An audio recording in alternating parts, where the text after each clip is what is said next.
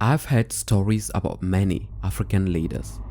Paul Kagame, Muammar Gaddafi, Robert Mugabe. Yet despite all of the stories that I've come across, there is one unique story that keeps crossing my mind. The story of Nelson Mandela, a man who dedicated a better part of his life in a relentless fight against an oppressive regime, winning the hearts of many in the process.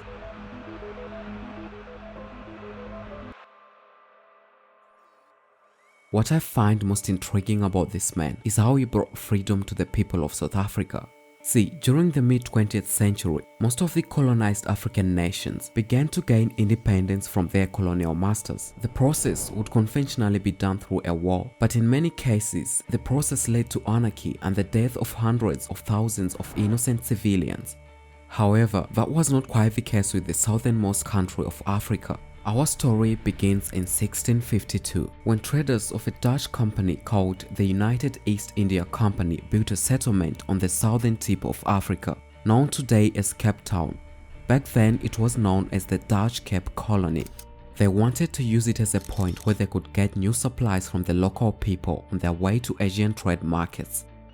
Then the French, the British, and a few more from other parts of Europe later joined them. However, the Dutch had conflicts with the British. Long story short, the British later gained full control of the Cape Colony in 1814, following the Anglo-Dutch Treaty. Conflict between the Boers and the British would escalate towards the end of the 19th century. Following a conflict known as the Second Anglo-Boer War, the triumphant Britain established a self-governing colony called South Africa after conquering much of the northern territories.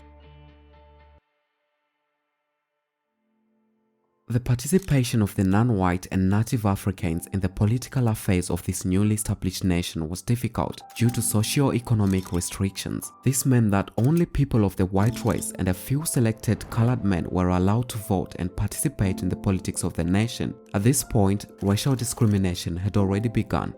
The government of South Africa would enact laws that made it difficult for natives to earn wealth and power. In 1913, the South African government passed the Native Land Act. Under this law, the native Africans, who made 2/3 of the population, would be allocated 27% of the land, whilst 73% would be allocated to the whites and the coloreds.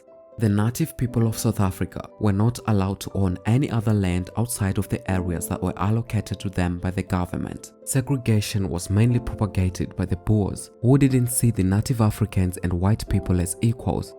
Jan Smuts was the South African Prime Minister from 1919 to 1924 was once quoted saying, "It's dishonorable to mix black and white blood." His successor, Barry Hertzog, passed further laws that would exacerbate the situation of the natives. The Afrikaans language was made the official language of South Africa. Black and Indian people were prohibited from doing well-paying skilled work. In 1922, a report issued by the South African Government Commission stated that the native should only be allowed to enter urban areas when he's willing to enter and minister to the white man. He should depart when he ceases to minister.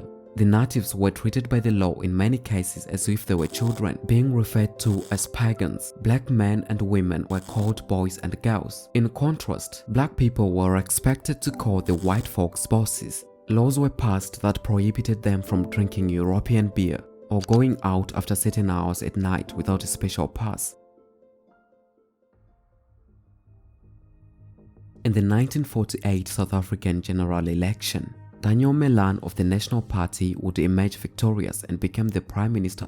His party believed in the racial superiority of Afrikaners over black people. It is Dr. Malan's government that officially coined the term apartheid, which is an Afrikaans word that means separateness or being apart.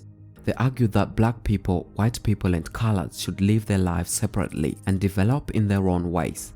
Under the apartheid, marriage between black and white people was prohibited. Any offense of that nature would result in punishment through 6 months of hard labor. A law was passed which determined where each group was supposed to live in order to limit interactions between different groups. The law also gave the government the right to clearly mention the racial group allowed in specific public areas. The South African government also put in place regulations that prohibited communism or any political group that would want to bring change by causing anarchy. Black people were required to carry a passbook that would be produced whenever the police demanded. Failure to produce the passbook would result in a jail sentence. In schools, black people were taught in their own language, not in English or Afrikaans. They were also taught to appreciate their position in society. In 1958, Hendrik Verwoerd became the Prime Minister of South Africa. He is commonly referred to as the architect of apartheid.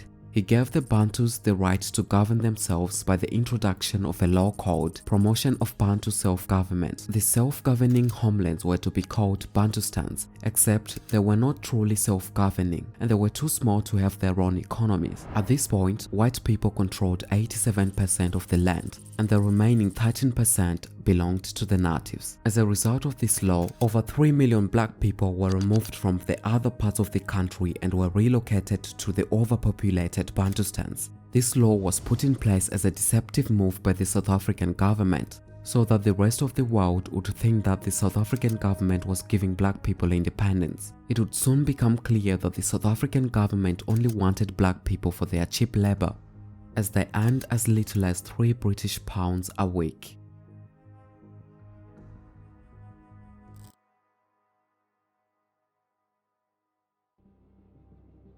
Due to the severity of the ill treatment by the South African government, black people realized that their oppression was not going to end without opposition. This is when people like Nelson Mandela and many other black activists started mobilizing black people to oppose this form of institutionalized segregation. Nelson Rolihlahla Mandela was born on July 18, 1918 in a Xhosa family. His father died whilst he was still a little boy, and he grew up under the care of the tribe's chief. He went to the University of Fort Hare and would be suspended after taking part in a student boycott against the quality of food. After discovering that the chief had arranged a marriage for him, he fled to Johannesburg, where he got a job at a legal firm before later on becoming a lawyer himself. In his quest for equality, Mandela, with the help of others, formed the ANC Youth League. He also took part in campaigns against the apartheid, and in the year 1952 he would be arrested. He was prohibited from leaving the Johannesburg area and from attending any public meeting. In spite of all these measures by the South African government, Mandela continued to communicate with the ANC in secret. The South African government would eventually ban the ANC and other political groups that opposed the apartheid. Leaders of nationalist groups quickly realized that a peaceful approach had proved unfruitful, and on one occasion Mandela was quoted saying, "The attack of a white beast cannot be averted with only bare hands."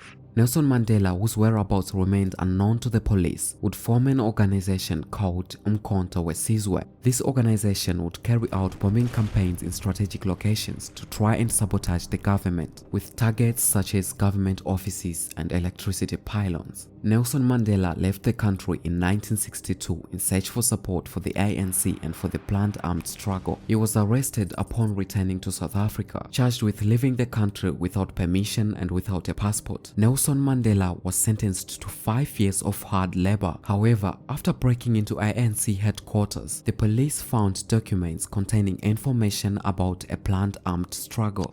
Some of the documents implicitly mentioned Nelson Mandela. Nelson Mandela was brought before the court of law for a famous trial which would widely become known as the Rivonia trial. Although admitting to his involvement in an armed resistance against the apartheid, in his defense, Mandela took the opportunity to read a 4-hour-long speech condemning the government, whilst his supporters sang outside the courtroom. In defense of his position, Mandela said, 50 years of non-violence have brought the African people nothing but more and more repressive legislation and fewer rights. The time comes in the life of any nation where there remains only 2 choices, submit or fight. That time has now come for South Africa." Another infamous quote from the speech read, "During my lifetime, I've dedicated myself to the struggle of the African people. I've fought against white domination and I've fought against black domination. I've cherished an ideal of a democratic and free society in which all persons live in harmony and with equal opportunities. It is an ideal that I hope to live for and to achieve, but if needs be, it is an ideal for which I am prepared to die." Following the speech, Nelson Mandela was sentenced to life in prison. He was sent to a high-security prison on Robben Island. The Prime Minister once offered to release him, on condition that he changes his position on the apartheid and use of violence. However, Mandela refused these conditions, saying that only free men can negotiate. Prisoners cannot enter into contracts. millions of other black people actively played their role in trying to force a change of policy by the government. Amongst many horrific events that took place during the apartheid, there were two most remarkable ones. One that occurred in Sharpeville in the year 1960, when a group of unarmed protesters was shot at by the police, killing 70 people and injuring several others. And one that occurred in Soweto when a group of protesters, mostly school children, were shot at by the police. However, despite these events, protests and violence would still continue in schools, and in a number of cases, schools were forced to close. These events received international condemnation. Efforts to make the United Nations put trade sanctions against the South African government were made, except these efforts would prove futile. Bigger players in the South African economy were the British and the Americans. They enjoyed huge profits from their businesses in South Africa, owing to the availability of cheap labor from black people who were unfairly compensated for their labor. As internal and external pressure mounted, the South African government began to remove some of the apartheid laws that didn't make practical sense.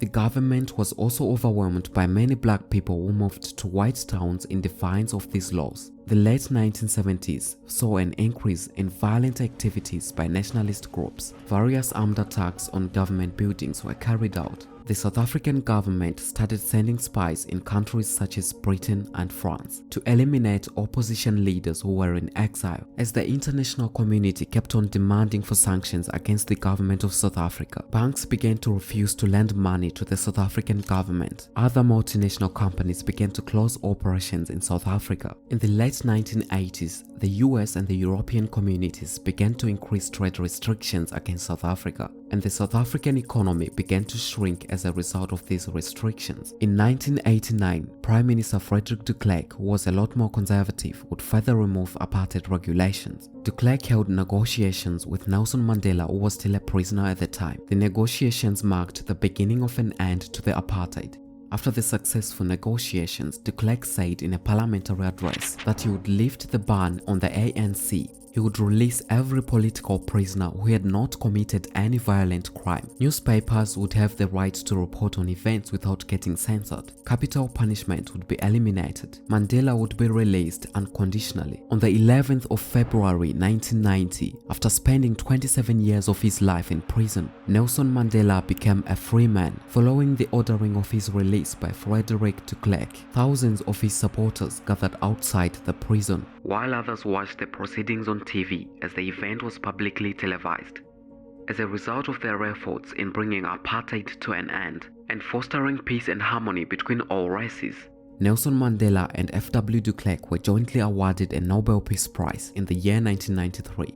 After over half a century of marginalization of the black majority, South Africa held its first truly democratic election on the 26th of April 1994. An astounding number of people turned up to cast their vote for the first time. The majority were the native black people of South Africa. A whopping 68% of the voters voted Mandela into power. Most of Nelson Mandela's time as president would be spent on national reconciliation. However, rather surprisingly, Nelson Mandela resigned as the president of the ANC and never participated in any other election beyond his single term as president. Despite all the achievements that Nelson Mandela had in building a free South Africa with equal opportunity for all, the apartheid had far-reaching ramifications that till today, South Africa ranks as one of the most unequal nations in the world.